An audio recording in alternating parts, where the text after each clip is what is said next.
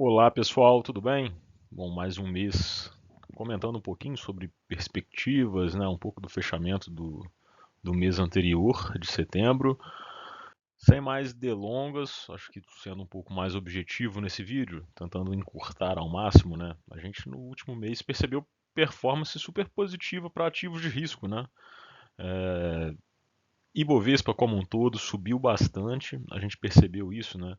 No mês de setembro foi na casa de 3,40, em agosto tinha sido 6, então unificando os 2 meses, a gente está falando de quase 10% de alta nesse período curto, né? Fundo imobiliário também teve uma alta bem expressiva no mês de agosto, de setembro, né? Na casa de 3,25. A gente teve lá o ouro sendo basicamente o fator mais surpreendente, né? Que casa bastante com o cenário que a gente está vivendo, né? Esse cenário um pouco mais estressado, com a economia americana um pouco mais os investidores demonstrando um certo desinteresse em ativos que sempre foram conservadores, né, como as treasuries. Essa migração está sendo clara para ativos de reserva de valor, né, que é o caso do metal, do ouro em si. Então a gente percebe justamente essa performance aí. Pós-fixado, né, CDI na casa de 1,22, mantendo ali aquela Selic a 15%, a gente percebe que vai ficar nesse patamar e está oscilando somente com dias úteis mesmo, né? Um mês com mais dias úteis vai ter uma performance melhor também. Quando a gente olha criptoativa, né, em geral, que é o Hash 11, ficou na casa de 1,31. Então foi um mês ali que ativos de risco, principalmente mercados emergentes e Brasil, tiveram boa performance. E aí falando um pouco mais de mundo, né?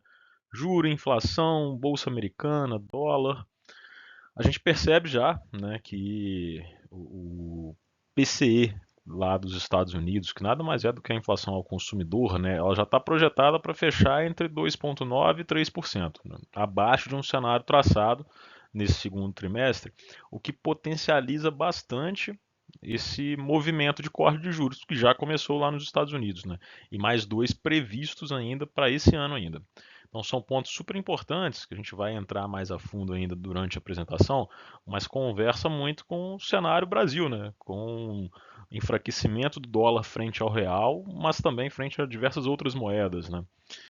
Então, olhando um pouco mais agora para a bolsa, no caso dos Estados Unidos, né, S&P, a gente percebe que desde o início do ano ela se valorizou mais de 14%. Tá? E quando a gente olha basicamente os movimentos, né, as quebras de recorde durante esse movimento de alta foram 32 já durante o ano. Então é bastante coisa, né? E mesmo num cenário super conturbado, a gente teve Donald Trump assumindo Casa Branca, o cenário de política tarifária que foi bem conturbado, né, e impacta o comércio a nível global. Então, ainda assim, mesmo com essa desvalorização alta que aconteceu lá nesse movimento do Liberation Day, a gente já percebe uma alta, né? Isso é interessante da gente observar, porque em alguns slides à frente eu vou mostrar um pouco do quanto que está esses indicadores econômicos, principalmente de bolsa americana, e o quanto que isso é importante da gente observar. Falando justamente nos indicadores, né, no preço sobre lucro, isso daí é um ponto super importante. A gente vai observando que cada vez mais o S&P, né, que são as 500 maiores empresas, está se concentrando em empresas de tecnologia, né, porque elas estão sendo as maiores, isso daí não há dúvida. E o que a gente percebe é que essas empresas negociam com preço sobre lucro, né, um indicador de quanto que eu investiria o meu dinheiro, em quanto tempo, né, em anos, esse investimento seria pago via lucros dessa empresa. Esse indicador é muito esticado quando comparado à indústria tradicional, o mercado tradicional como um todo. Fica na casa dos 20 e tantos vezes, né? Esperaria 20 anos para ter receber esse prêmio do investimento via lucros. O que é um ponto importante, né? A gente percebe que isso pode ser uma correção do mercado pelo setor, que é sempre muito inovador. Tecnologia sempre traz coisas novas, mas de qualquer forma ainda é muito esticado porque é o mercado como um todo, né? E para isso, essa relação é extremamente importante. É uma relação de mercado que é conhecida como o indicador Buffett, que basicamente ele considera, né, o quanto que vale esse mercado de ações frente ao PIB americano. Quando a gente vê esses dois desvios padrões acima dessa linha de tendência, a gente está falando basicamente que esse recorde de 217% nos traz a seguinte informação, né? O mercado americano está historicamente caro, com essas ações valendo, né, mais de 2 vezes o tamanho da economia inteira dos Estados Unidos. Apesar disso, apesar desse movimento claro mostrando que essas ações estão mais caras, isso não significa que vai cair imediatamente, mas indica que o espaço para valorização é limitado, né, de certa forma, e o risco de correção aumenta. Apesar de que, quando a gente olha esses valuations esticados, essas estimativas de lucro continuam otimistas ainda, né? Então, assim, acho que é um ponto super importante, né? O mercado está mudando, principalmente com essas empresas voltadas à tecnologia, mas isso é um ponto interessante de estar ciente, né? Saber que talvez as coisas são diferentes mesmo, mas posicionamento sempre tem que ser balanceado. E falando um pouco sobre dólar, né? Justamente trazendo esse movimento que acontece lá nos Estados Unidos de corte de juros, a gente está percebendo justamente um impacto positivo para a nossa moeda. Não só a nossa, né? Como o DXY como um todo, né? O dólar se enfraquecendo perante as outras moedas do mundo.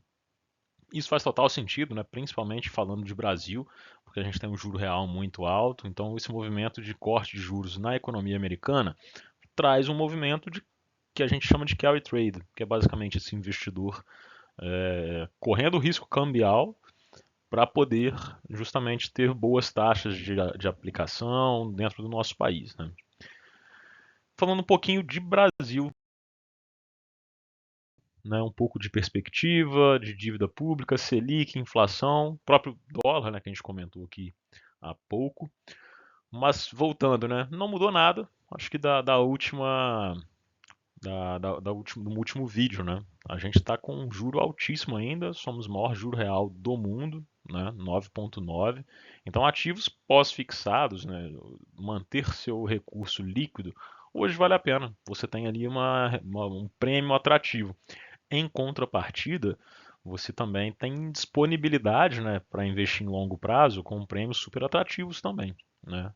Hoje PCA mais 7, mais 8 em ativos de risco soberano são completamente viáveis. Então, montar uma carteira de renda fixa pensando em uma estratégia de alocação, hoje é um dos melhores momentos, né, para se fazer isso. E aí, quando a gente olha justamente esse nível de juro tão alto, né, de 15%, a gente entende, de certa forma, o porquê. Basicamente, a gente vive um momento onde existe um hiato positivo e o Banco Central utiliza disso para definir sua política monetária. Né? O que, que isso quer dizer? Basicamente, o hiato ele nos diz o quanto que o nosso PIB poderia estar crescendo efetivamente, né, versus o quanto que é saudável esse crescimento sem gerar inflação. Então, quando existe um hiato positivo, é que de fato a gente hoje cresce mais do que a economia pode absorver, né, sem gerar essa inflação. Ou seja, existe mais consumo ainda, mesmo que caindo frente ao ano anterior, né, até um resultado que saiu hoje do IBC-BR, mesmo que caindo frente a esse ano anterior, a gente tem uma economia que está crescendo. E do lado oposto, né, a política monetária, que é mais contracionista, a gente percebe um governo sendo extremamente expansionista, liberando crédito para as pessoas, né, condições mais vantajosas. De certa forma, a gente esperaria justamente o oposto, né? A gente ter um fiscal mais controlado, justamente para a gente evitar o que a gente está vendo aqui, uma tendência gigantesca de crescimento dessa dívida pública. Então a dívida pública nada mais é do que quanto a gente arrecada, né, o quanto que um país cresce de receita, quanto está comprometido com essa dívida, né, com dívida, mesmo que seja moeda local, independente dessa dívida. E existe uma tendência gigantesca do Brasil chegar em 2030 na casa dos 92%, ou seja, tudo que é gerado, 92% está retido para para pagamento de dívida. Então sobra pouco espaço de manobra, né? Imagina se toda a sua receita, né, de um salário ficasse 92% voltado a pagar a conta, custo fixo. Então você sabe que aqueles 8% ali, qualquer dor de barriga que a família tivesse, seria insuficiente para arcar com esse custo extra que entraria. Né? E com essa tendência de alta, isso é extremamente preocupante. E aí, falando um pouco dessas projeções macroeconômicas, né, que a maioria dos bancos estão projetando para o Brasil. E aqui eu vou tomar a liberdade de ler, porque eu acho que é bem mais intuitivo, né, fica mais simples de cada uma das pessoas entenderem. Né? Basicamente, ó, o Banco Central praticamente impossibilita um começo de corte de juros em dezembro e coloca em xeque as chances de easing para iniciar em janeiro. Né? O que, que isso quer dizer? Pode ser que dure mais. Pode ser que esse início do corte, justamente por conta dessas condições do slide anterior, ele seja um pouco mais rígido, né? Demore mais, talvez seja março e tudo mais. Então é justamente o que ele comenta. A dúvida, portanto, é se há uma desancoragem tolerável pelo comitê e pelo mercado, sem perda de credibilidade.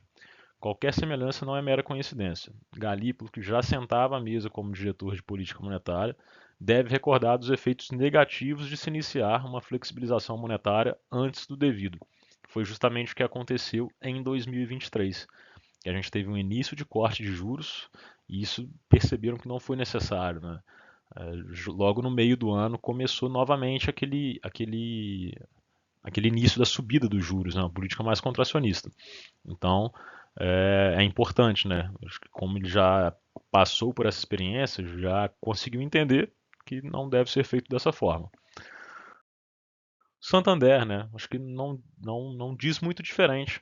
Basicamente, eles reduzem as previsões de IPCA para 4,7 em 25, né? Antes 4,9 e 4,2 em 26. Câmbio mais valorizado, oferta abundante de alimentos continua a aliviar os preços das tradables e melhorar a qualidade da desinflação, embora serviços sigam rígidos dado o mercado de trabalho. Então, de novo, mais uma instituição que enxerga que o Banco Central deve manter a Selic em 15 e reconheceu o progresso inicial em direção à desinflação, mas reiterou que a política deve permanecer contracionista por um período muito prolongado. Então, até 2025, com certeza, a instituição enxerga que 15% vai acontecer, né? Começando cortes no início de 26, chegando a 13 no final do ano. Né? A probabilidade de março é comparável, dada a projeção do IPCA e do Banco Central. Né? Então, assim, as instituições têm lá suas visões, mas todas elas não têm um consenso, né, de que vai ser em janeiro mesmo, como muitos acreditam. E a própria XP, né, esquece, indo dentro dessa linha, já nos mostra também que essa dinâmica de inflação melhorou, mas segue longe da meta de 3%, né, que foi definido pela política monetária do governo, né, pelo próprio governo é definida a meta da inflação. Então essa comunicação do Copom segue dura e os riscos são de mais pressões inflacionárias em 2026. Então a XP também posterga essa projeção de início de corte de janeiro para março. Então a gente já vê ali que eles esperam uma taxa Selic para final de 26 menor ainda do que o Santander, por exemplo. Né?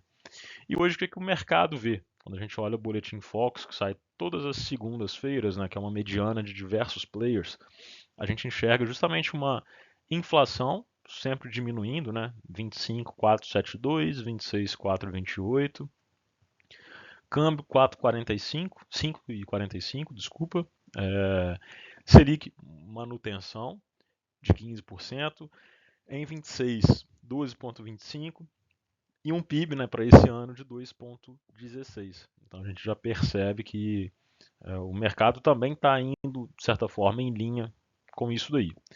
E aí pensando em todos esses dados econômicos, poxa, como se posicionar? Né? Como que eu vou alocar meus recursos? Ponto interessante. Renda fixa continua extremamente atrativa, né?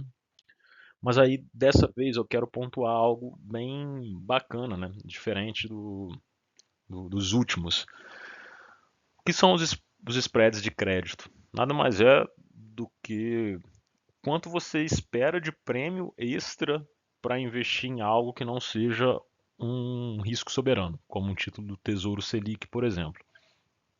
Então, quando você investe em um fundo de investimento ou em alguma empresa, né, debênture, CRI, CRA, que é atrelada ao CDI ou a qualquer outro benchmark, você espera ser melhor remunerado por isso, né, justamente porque você deixou de correr risco soberano, que é o risco país, para correr risco de um negócio específico, de uma empresa específica, ou de um pool, né, dessas empresas, no caso de um fundo de investimento. Então você espera mais do que isso. O que vem acontecendo é justamente um fechamento desse spread, né?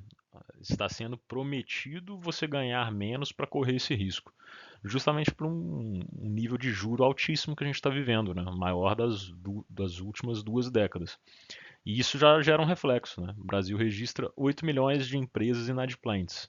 Isso daqui aumentou bastante nos últimos 2, 3 anos, né? Justamente por conta de ficar mais difícil para essa empresa negociar mesmo, né? Como que ela vai investir no próprio negócio se o capital de terceiro para ela, né, que nada mais é do que uma dívida, custa muito caro? Ela tem que prometer algo exorbitante. Então tem que ser um investimento que também gera um retorno muito bom. Então o risco para a empresa também fica maior. Apesar disso, pós-fixado ainda continua extremamente atrativo, né? Mas com extremo cuidado de entender muito mais quais são os riscos, né? Eu acho que o ponto de uma assessoria, de alguém, um escritório como o nosso, que tem um crivo de especialistas com CFAs, com CFA, para analisar exatamente o quanto que uma empresa tem uma dívida saudável ou não, é extremamente importante, né? Eu acho que são nesses momentos que a gente entende que renda fixa também tem risco, né? E aqui falando um pouco de inflação. A gente está num patamar super oportuno, né? Tem um tempinho já, desde ano passado, 23 ali, a gente tinha já possibilidades de pegar ativos a IPCA mais 7 e tudo mais. E aqui falando a mesma coisa, né? Sobre esse spread, que basicamente é a mesma definição, só que agora o benchmark deixou de ser Selic e passa a ser a NTNB, né? Existe um fechamento gigantesco também para os ativos isentos, né, ligados à infraestrutura. Então, o prêmio hoje que se espera, esse fechamento, ficou até menor do que uma NTNB. Obviamente, isso na média, tá? Então, hoje, na média desses ativos, você corre mais risco para receber um prêmio menor. Aqui, líquido, obviamente, mas, enfim, acho que volta sempre naquele detalhe de contar com assessoria para saber que existem bons papéis que ainda vão ter prêmios melhores. Basta alinhar a sua gestão de risco, que é o mais importante nesse momento. E olhando agora sobre oportunidades em renda fixa pré, né? Acho que esse gráfico ele ilustra muito bem, basicamente uma coisa, que o índice do IRFM, que nada mais é do que o índice de renda fixa pré-fixada, ele historicamente apresenta uma média de retorno superior ao CDI nos 12 meses seguintes aos períodos que se antecipava uma tendência de corte, né? Ou seja, a gente já antecipa uma tendência de corte para janeiro, alguns players, outros março. Então, alocar nesse tipo de ativo nesse momento, né, anterior, se mostra positivo, porque você consegue pegar taxas bem atrativas, né, com DI futuro projetando, mesmo que projetando esse corte, você ainda consegue taxas atrativas, e se de fato ocorre esse movimento, historicamente a gente percebe que isso traz bons movimentos para uma carteira. E agora falando sobre ações, né, e principalmente o Brasil, né. Aqui quando a gente olha os mercados emergentes como um todo, eles estão muito positivos no ano, né? O Brasil andando em linha aqui com os emergentes, Chile, enfim, outros aqui, México, por exemplo. Então a gente percebe que é um cenário atrativo para o mercado emergente como um todo, dólar se desvalorizando, política tarifária, mercado de renda variável nos Estados Unidos muito caro, né? Apesar de quebrar recorde atrás de recorde, ainda assim, olhando os preços e valuation, está muito caro, a gente viu isso há pouco. Então acaba sendo uma janela oportuna, né? E quando a gente olha justamente valuation da nossa bolsa, a gente percebe isso. né, que mesmo com essas altas, a gente rompendo máximas históricas há pouco, esse nosso índice de preço sobre lucro, excluindo Petro e Vale, continua extremamente baixo, né? 9,26 comparado a uma economia americana de 20 e tantos. Obviamente, a gente tem que colocar aqui cada um na sua casinha, né? A gente está falando de uma economia, maior economia do mundo, empresas de tecnologia que são muito diferentes da nossa bolsa. A nossa bolsa não possui basicamente empresas de tecnologia, né, como os Estados Unidos, mas ainda assim acaba sendo um bom momento para se observar, tá? E aí falando um ponto importante sobre o cenário eleitoral, né, que ganha importância agora, mesmo com esse ano que falta aí, ainda está distante, e a gente percebeu uma coisa super interessante. E aqui eu vou me permitir ler de novo, né? Nos últimos meses, uma combinação de inflação de alimentos em queda e o anúncio de aprovação de medidas populares, né, uma briga com o presidente dos Estados Unidos, Trump, ajudou a melhorar substancialmente os índices de aprovação do Lula. A gente viu isso nessas pesquisas de opinião que foram lançadas nos últimos meses. Saiu de 39% para 46%, reduzindo essa diferença entre aprovação e desaprovação para apenas 3 pontos percentuais. Aqui é um ponto interessante, tá, pessoal?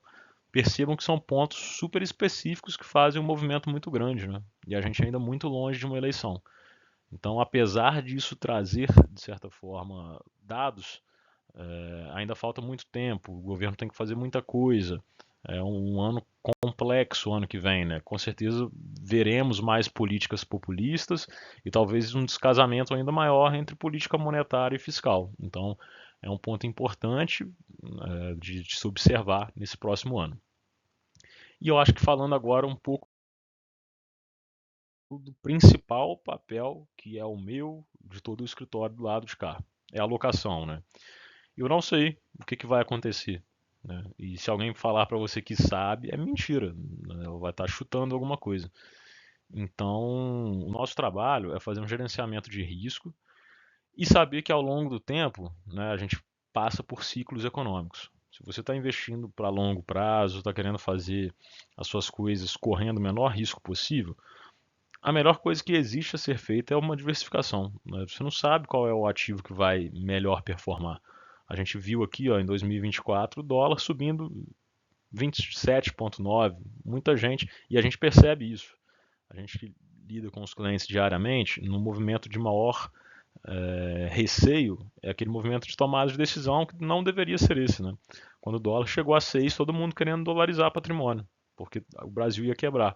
E a gente vê agora um dólar chegando a 5,50, né, e reduzindo cada vez mais, 5,40. Mesma coisa aqui, quem estava posicionado em bolsa perdeu 10%. Os caras se viu em dezembro chateado, no momento em que CDI andou 10%, se ele tivesse em renda fixa ele embolsaria 10%, né? E resolveu vender tudo, enquanto aqui está atrasado, né? O Ibovespa já andou mais de 20%. Então, acho que o mais importante é estar exposto, né? É saber que parte do seu patrimônio vai oscilar mesmo. A gente não quer acertar, a gente não quer acertar sempre, a gente quer acertar mais. A gente vai errar, isso é normal. Acho que o importante é errar menos, né? Esse que é o ponto mais importante de mensagem final para vocês. Obrigado, pessoal.